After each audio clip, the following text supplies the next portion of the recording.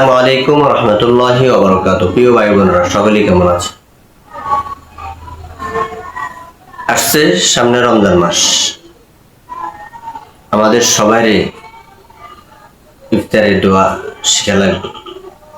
আমরা যারা ইফতারের দোয়া পারি না, তাই আর দেরি না করে এই ভিডিওর মাধ্যমে আমরা ইফতারের দোয়া শিখে নেব ইনশাআল্লাহ।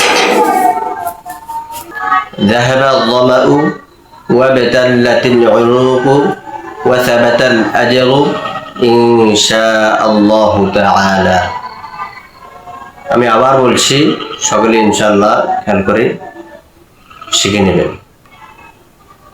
ذهب الظمأ وابتلت العروق وثبت الأجر إن شاء الله تعالى।